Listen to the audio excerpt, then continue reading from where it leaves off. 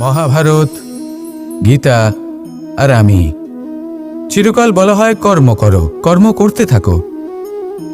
কিন্তু শুধুমাত্র কর্ম করাটাই পর্যাপ্ত নয়, কর্ম কিভাবে করা হচ্ছে, কোন দিশায় করা হচ্ছে সেটা বুঝতে পারাটাও অত্যন্ত আবশ্যক। ভাগ্যের ভরসায় থাকবেন না। ভাগ্যের দ্বার যদি বন্ধ থাকে তাহলে নিজের কর্ম দ্বারা আপনি সেই দ্বার খুলে দিতে পারেন। এবার আপনার পথে যদি কোনো বড় পাহাড় চলে আসে তাহলে আপনি কি করবেন? ভাগ্যের ভরসায় বসে থেকে হাহাকার করলে তো হবে না। ভাববেন যে আমার ভাগ্যে এটা লেখা আছে তাই এই সমস্যা নিজে থেকেই পথ থেকে সরে যাবে। না, আপনাকে কর্ম করতে হবে। নিজের কর্মের দ্বারা এমন কোলাহলের সৃষ্টি করুন যাতে ভাগ্য নিজেই আপনার জন্য সেই দ্বার খুলে দেয়। কর্মের কোলাহল কিছুটা এমন হওয়া উচিত যে সেই বাধা যেন আপনার কোলাহল শুনে নিজে থেকেই আপনার পথ থেকে সরে যায়। কর্ম করুন, কিন্তু এটা ভেবে কর্ম করুন যে কিভাবে আপনি কর্ম করছেন, কোন দিশাতে আপনি কর্ম করছেন। দিশাহীনভাবে আপনি যতই কর্ম করুন না কেন কোনো লাভ হবে না, কখনো সৌভাগ্য লাভ করতে পারবেন না। কর্ম করুন, বুঝে শুনে করুন, আর আমার সাথে ভালোবেসে বলুন রাধা রাধা। আমরা সবাই জীবন সুখ আর শান্তিপূর্বক অতিবাহিত করতে চাই। আমরা সবাই এটাই চাই যে আমরা সবাই স্বাধীন থাকব আর এই স্বাধীনভাবেই আমরা জীবনে অগ্রসর হব। আর যখন কোনো ব্যক্তি আমাদের এইসব কিছু করতে বাধা দেন তখন আমরা তার উপর রুষ্ট হই। কিন্তু সত্যিটা ঠিক এর বিপরীত। কখনো কখনো এই ব্যক্তি অজান্তেই আমাদের এটা ভাবতে বাধ্য করে দেয় যে আমরা যেটা করছি সেটা কোথাও অনুচিত নয় তো। জীবনে অগ্রসর হতে হতে, সুখ খুঁজতে খুঁজতে, স্বাধীনতা খুঁজতে খুঁজতে আমরা অনুচিত কিছু করছি না তো।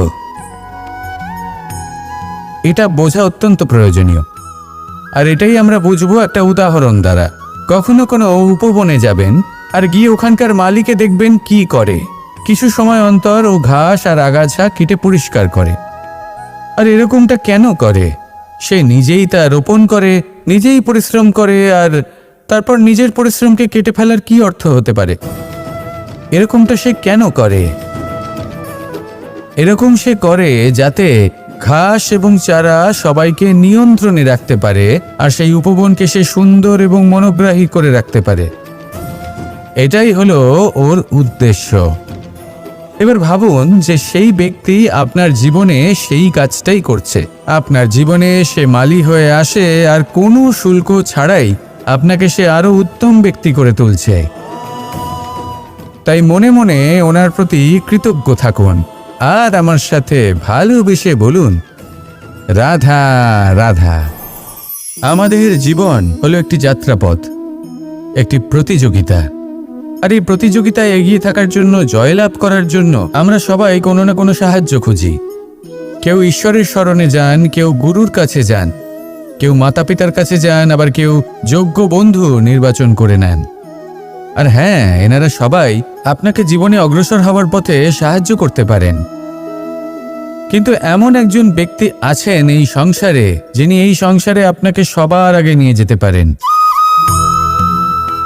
আর সেই ব্যক্তি হলেন স্বয়ং আপনি, আর কেউ নয়। অর্থাৎ আপনি যদি চেষ্টা করেন, পরিশ্রম করেন, তাহলে আপনার বন্ধু, আপনার বান্ধব, আপনার পরিবার, আপনার গুরু আপনাকে সাহায্য করতে পারে, আপনাকে আরো অনেক বেশি প্রদান করতে পারে। কিন্তু যদি আপনার চেতনাই না থাকে তাহলে কেউ আপনাকে এগিয়ে নিয়ে যেতে পারবে না। যেমন ছোট্ট একটা বালক যে সবেমাত্র হাঁটতে শিখছে, প্রথমে সে হামাগুড়ি দিয়ে চলতে চেষ্টা করে। তার মাতা পিতা তাকে দেখে খুব আনন্দ পান, তাকে উৎসাহও দেন। সেই ছোট বালক দাঁড়াতে চেষ্টা করে, হাঁটতে চেষ্টা করে, আবার পড়ে যায়, আবার উঠে দাঁড়ায়, আবার চেষ্টা করে, আবার পড়ে যায়। আর ভবিষ্যতে গিয়ে সে হাঁটতেও শিখে যায়, আবার দৌড়তেও শিখে যায়। এই সংসারে আপনি যে কর্মই করতে চান না কেন, যে স্বপ্নই আপনি পূর্ণ করতে চান না কেন, সেটা আরম্ভ হবে আপনাকে দিয়ে, আপনার কর্ম দ্বারা। তাই কর্ম করতে শুরু করুন। বাইরে থেকে সাহায্য পেতেই পারেন, তার সদ্ব্যবহার করুন আর আমার সাথে ভালোবেসে বলুন রাধা রাধা। ক্রোধ হলো এই সংসারের সব থেকে ঘাতক আবেগ। এই আবেগ আগুনের সমান। যদি কোনো ব্যক্তির মনে জাগ্রত হয় তাহলে সামনের ব্যক্তিকে ভস্ম করার আগে সেই আগুন সেই ক্রুদ্ধ ব্যক্তিকেই ভস্ম করে দেয়। সেই জন্য এই ক্রোধকে নিজের থেকে দূরে রাখা অত্যন্ত আবশ্যক। কিন্তু তার অর্থ এটা নয় যে সেই রাগের কোনো মূল্য নেই।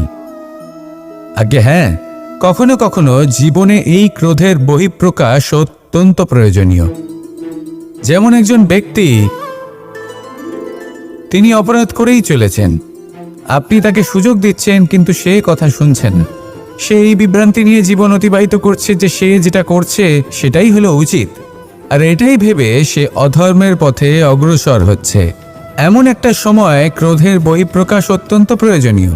যেমন শ্রীরাম ক্রুদ্ধ হয়েছিলেন, উনি অগ্নিবাণ সাধন করেছিলেন সাগরের প্রতি, কারণ সাগর নিজের অহংকারে মত্ত হয়ে কিছুতেই শ্রীরামকে লঙ্কা পর্যন্ত পৌঁছানোর পথ খুঁজে দিচ্ছিল না। যখন শ্রীরাম ক্রুদ্ধ হলেন তখন সাগর ওনাকে পথ দেখালো।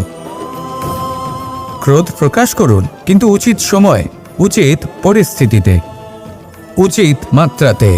আর কখনোই এই ক্রোধের আবেগ যেন আপনাকে নিয়ন্ত্রণ না করতে পারে। আসুন আমার সাথে ভালোবেসে বলুন রাধা রাধা। প্রত্যেক মানুষ জীবনযাপন করেন, কিন্তু প্রত্যেক মানুষ বেঁচে থাকার রসদ জোগাড় করতে পারেন না। তাহলে কি করা যায়? জীবনের রসদ কিভাবে জোগাড় করা যায়? কিভাবে আমাদের চেষ্টা করে যাওয়া উচিত? আমাদের কি করা উচিত? কিছু কাজ আছে যেগুলো আপনাদের করতে হবে। সর্বপ্রথম, জীবনে যখনই কোনো সমস্যা আসবে তখন নিরপেক্ষভাবে তার সম্মুখীন হন। তা সে যে সমস্যাই হোক, সেটা সমাধান করার জন্য আপনাকে শুভ পথ নির্বাচন করতেই হবে। তারপরে যদি আপনার হাতে কখনো ক্ষমতা আসে, সেই মুহূর্তে আরও বেশি বিনম্র থাকতে হবে। আপনি ধন অর্জন করলে তখন অহংকার জাগ্রত হতে দিলে চলবে না। আপনি যদি শক্তিশালী হয়ে ওঠেন তাও অহংকার জাগ্রত হলে চলবে না। জীবনে যখনই ক্রোধ হবে তখন নিজেকে নিয়ন্ত্রণ করুন আর ভেবে দেখুন যে যদি এই মুহূর্তে আপনি ক্রোধ দেখান তাহলে তার পরিণাম কি হবে। এর ফলে কি কিছু শুভ ঘটনা ঘটবে নাকি অশুভ কিছু ঘটবে? শুধু এই কটা কাজ নিজেদের জীবনে আত্মসাৎ করুন, জীবন যাপন অত্যন্ত সহজ হয়ে যাবে। আসুন আমার সাথে ভালোবেসে বলুন রাধা রাধা। এই সংসারে যদি আপনি শুভ কিছু অর্জন করতে চান তাহলে দুটি পথ আছে। প্রথম হলো ধর্ম আর দ্বিতীয় হলো কর্ম। কিছু ব্যক্তি এমন কথাও বলেন যে আমরা তো ধর্মের পথেই অগ্রসর ছিলাম, আমরা তো লক্ষ্যপ্রাপ্ত করতে পারলাম না, বরং আমাদের নিন্দা হলো। এবার এরকমটা ঠিক কেন হয়?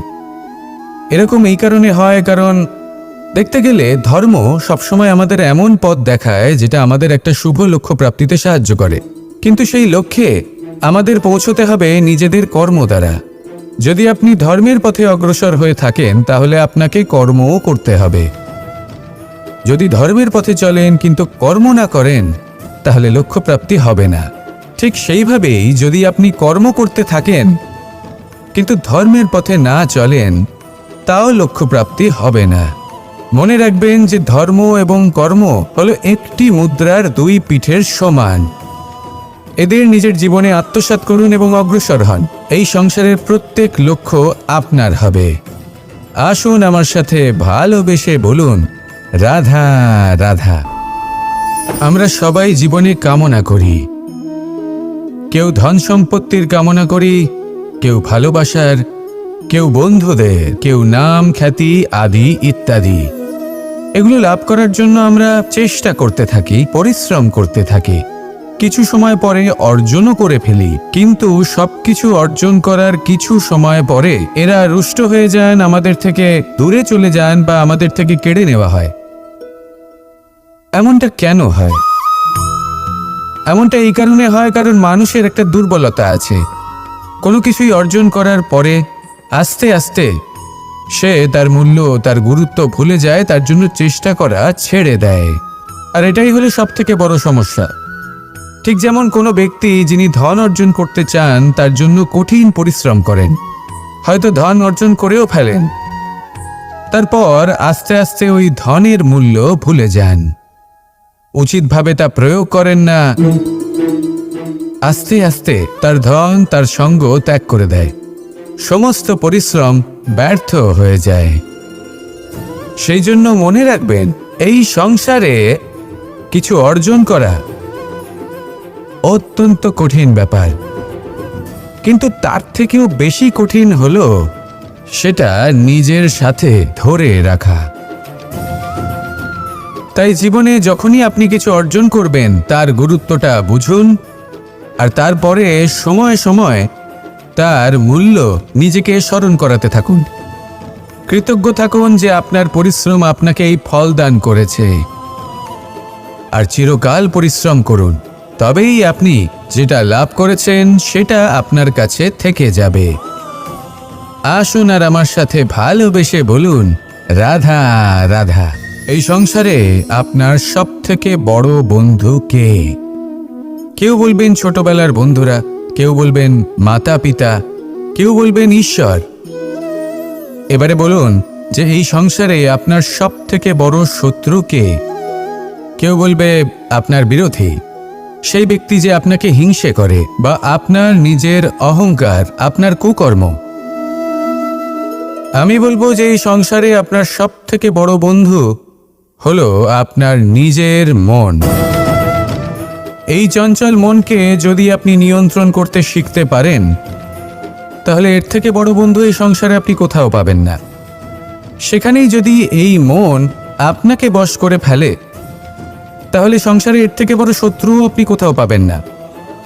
সেই জন্য এই সংসারকে নিয়ন্ত্রণ করার চেষ্টা ত্যাগ করুন। প্রথমে এই মনকে নিয়ন্ত্রণ করতে শিখে যান, তাহলে এই জীবন নিজে থেকেই সাফল্যের পথে অগ্রসর হবে। আর তখন এই মন প্রসন্ন হয়ে বলবে, রাধা রাধা। গঙ্গা ভারতের সবথেকে শক্তিশালী নদী, এমন একটি নদী যে নিজেই হলো একটি ইতিহাস। কিন্তু কখনো ভেবেছেন যে এই গঙ্গা নদীর প্রবাহ যখন গঙ্গোত্রী থেকে শুরু হয়, তখন তার উৎপত্তি কিভাবে হয়? হিমবাহ যখন গলে যায়, তখন একটি ফোঁটার জন্ম হয়, সেই ফোঁটাগুলোর সাথে আরো কিছু ফোঁটা যুক্ত হয়, তারপরে একটি ছোট ধারা উৎপন্ন হয়, সেটা বইতে থাকে। এর পরবর্তীতে আরো অনেক ধারা আরো অনেক ফোঁটার সাথে যুক্ত হয়ে যায়, আর অবশেষে একটা মহান বিশাল ধারা জন্ম নেয়, যাকে আমরা মহানদী গঙ্গা বলি। সেই জন্য এই কথা বলা হয়েছে যে একটি পাথর দিয়ে প্রাচীর বানানো যায় না। মহানদী গঙ্গা আসলে কি, যদি ভালোভাবে ভেবে দেখেন, তবে এ হলো অগুন্তি জলের ফোঁটার মিশ্রণ, যেটা আরম্ভ হয় একটি ফোঁটা দ্বারা। একটি ফোঁটা যা এদের সকলকে নিজের অন্তরে সমাহিত করে নেয় এবং এমন একটি যাত্রা শুরু করে যা পরবর্তীতে মহানদী গঙ্গার রূপ ধারণ করে। এর থেকে আমরা কি শিক্ষা পাই? এটাই যে জীবনে শুধুমাত্র পরিশ্রম এবং সমস্যার সম্মুখীন হওয়াটাই পর্যাপ্ত নয়, সেটা তো সকলকেই করতে হয়। প্রয়োজন হলো সারল্য। সারল্য দ্বারা সবাইকে নিজের অন্তরে সমাহিত করে নিতে হবে, তাদের সাথে চলতে হবে, অনেককে এক করে তুলতে হবে। এই প্রবৃত্তি যদি আপনি নিজের অন্তরে জাগ্রত করেন, তাহলে আপনিও গঙ্গার মতো মহান হয়ে উঠবেন। আসুন আমার সাথে ভালোবেসে বলুন, রাধা রাধা। এই সংসারের দুটি সবথেকে শক্তিশালী শব্দ হলো নীরবতা এবং প্রসন্নতা। এই দুটি সবথেকে বেশি কঠিনও। এবার আপনি বলবেন, এতে কঠিনের কি আছে? না, ক্ষেত্র বিশেষে নিজে নীরব থাকা হলো অত্যন্ত কঠিন, আর তার থেকেও বেশি কঠিন হলো বিকট পরিস্থিতিতে নিজেকে প্রসন্ন রাখা। কিন্তু যদি আপনি এটা শিখে যান, তাহলে এই নীরবতাই আপনাকে জীবনে অনেক বড় বড় সমস্যার হাত থেকে বাঁচাবে। এই প্রসন্নতা আপনাকে বিকটতর পরিস্থিতি থেকে বেরিয়ে আসতে শক্তি যোগাবে। তাই এই গুণ আত্মসাৎ করুন আর আমার সাথে ভালোবেসে বলুন, রাধা রাধা। মানুষ নিজের জীবনে সবকিছু লাভ করতে পারেন, সম্পত্তি, সাফল্য, সুখ, স্বাচ্ছন্দ্য, কিন্তু তারপরেও তার মনে একটি ভয় থেকে যায় যে কখনো যেন এমন কিছু না হয় যেটা ওকে এসে ভেঙে দেবে, তার অন্তর্মনকে ভেঙে দেবে, তার আত্মাকে ভেঙে দেবে। কিন্তু সত্যি কথা বলতে, কিছু ভাঙলেও তাতে ভয় পাওয়ার কোনো প্রয়োজন নেই। ভাঙার পরেই কিন্তু নতুন নির্মাণ হয়। এটাই তো প্রকৃতি আমাদের শেখায়। এই দেখুন না, যখন এই মেঘ বিভাজিত হয়, ভেঙে পড়ে, তবেই তো বর্ষা আসে, আর বর্ষার পরেই এই মাটির সিঞ্চন হয়। একটি বীজ সেটা ভাঙার পরে তবেই সেখান থেকে সে অঙ্কুরিত হয়। তাই ভেঙে পড়ার কথা শুনে ভেঙে পড়বেন না। তারপর যেসব নির্মাণ হতে চলেছে তার উপর মনোনিবেশ করুন। আর হ্যাঁ, যদি সংসারে এমন কিছু থাকে যা ভাঙবেন না, তাহলে সেটা হলো বিশ্বাস। জীবনে কখনো কারোর বিশ্বাস ভঙ্গ করবেন না। যখন ব্যক্তির বিশ্বাস ভঙ্গ হয়, তখন তার আত্মা আহত হয়। আসুন আমার সাথে ভালোবেসে বলুন, রাধা রাধা। এই ফুল কি সুন্দর হয়, তাই না? মন মোহিত করে দেবার মতো রং, সুগন্ধ, আর এতটাই কোমল হয় যে খুব সহজেই আপনি একে পিষে দিতে পারেন। এই ফুল আপনাকে কিছুই বলবে না, প্রতিবাদও করবে না, আপনাকে আঘাতও করবে না, আপনি কোনো চিৎকারও শুনতে পাবেন না। শুধু যাওয়ার সময় আপনার হাতে মধুর একটা সুবাস রেখে যাবে। কিন্তু এই কাজটা আপনি কাঁটার সাথে করতে পারবেন না। কাঁটা আপনাকে অত্যন্ত যন্ত্রণা দেবে, সেটা আপনিও জানেন। এবার এই ফুল আর কাঁটার মধ্যে যে পার্থক্য, সেটাই হলো পার্থক্য সজ্জন এবং দুর্জনদের মধ্যে। কখনো কখনো আমাদের জীবনে এমন কিছু ব্যক্তি আসেন যারা অত্যন্ত কোমল, তাদের আমরা দমন করে বসি। আর বেশিরভাগ সময় তারাই আমাদের সবথেকে বড় শুভাকাঙ্ক্ষী হন। তারা চাইলে বিরোধিতা করতেই পারেন, চাইলে আমাদের উপর প্রহার করতেই পারেন, কিন্তু তা করেন না। আর এই কথাটা আমরা তখন বুঝতে পারি যখন বাস্তবে আমাদের সামনে কোনো শত্রু, কোনো দুর্জন ব্যক্তি, কোনো কাঁটা বাধা হয়ে দাঁড়ায়। তাই জীবনে কোনো ব্যক্তি যদি নীরব থাকে, কোমল হয়, তাকে দমন করবেন না। হতে পারে সেই ব্যক্তি আপনার জীবনের সবথেকে বড় পুঁজি হয়ে ওঠেন। আসুন আমার সাথে ভালোবেসে বলুন, রাধা রাধা। মানুষ সংঘর্ষ করেন জীবনের সামনে এগোনোর জন্য, সাফল্য লাভ করার জন্য, মহান কর্ম করার জন্য। কখনো সে জীবনে একা হয়ে যায়, আবার কখনো তার জীবনে অনেক সংখ্যক লোক চলে আসেন, তাদের সাথে ভিন্ন ভিন্ন ধরনের সম্পর্ক গড়ে ওঠে। কিন্তু তখনই সাবধান থাকা প্রয়োজনীয়, কারণ সব সম্পর্ক সত্য হয় না। যেমন দেখবেন, যখন সাফল্য আসে তখন জীবনে অনেকগুলো সম্পর্কও আসে, নতুন নতুন সম্পর্ক গড়ে ওঠে। কিন্তু যখন ব্যর্থতা আসে তখন খুব কম সম্পর্ক গড়ে ওঠে। আর বেশিরভাগ সময় এই ব্যর্থতার সময় গড়ে ওঠা সম্পর্ক আজীবন আপনার সাথে থেকে যায়। সাফল্য হোক বা অসফলতা, তার কোনো প্রভাব সেই সব সম্পর্কে পড়ে না। সেখানেই সাফল্যের পরে যে সম্পর্ক গড়ে ওঠে, বেশিরভাগ সময় এমনও দেখা যায় যে তার মধ্যে বেশিরভাগ মানুষ আপনাকে নিজের কাজে লাগাবেন, আপনাকে ব্যবহার করবেন, সময় এলে পরে আপনাকে ঠকাতেও পারেন। এর অর্থ এটা নয় যে আপনি জীবনে নতুন সম্পর্ক বানাবেন না, অবশ্যই বানাবেন, কিন্তু ব্যক্তি এবং সম্পর্কের পরখ করা আবশ্যক, আর সময় সময় সেটা করা আবশ্যক। যে কটি সম্পর্ক আপনার জীবনে আছে, যারা আপনার সাথে জড়িয়ে সারা জীবন, যারা আপনার সাথেই থাকবেন, তাদের যত্ন নিন আর তাদের সাথেই অগ্রসর হন। আর আমার সাথে ভালোবেসে বলুন, রাধা রাধা। পরম শক্তি প্রকৃতি, এ হলো এই সংসারে সব থেকে বেশি শক্তিশালী। এই প্রকৃতির সামনে কারোর কোনো অস্তিত্ব নেই। এই প্রকৃতি আমাদের জীবন যাপনের জন্য অসংখ্য সম্পদ প্রদান করেছেন, আর তার সাথে এই বিষয়টার দিকেও বিশেষ যত্নবান হয়েছেন যে আমরা যেন এর মোহজালে ফেঁসে না যাই। যেমন পেট ভরানোর জন্য চাল ডাল প্রদান করেছেন, তার সাথেই সেই চাল ডালের মধ্যে কীটের উপস্থিতি রেখেছেন।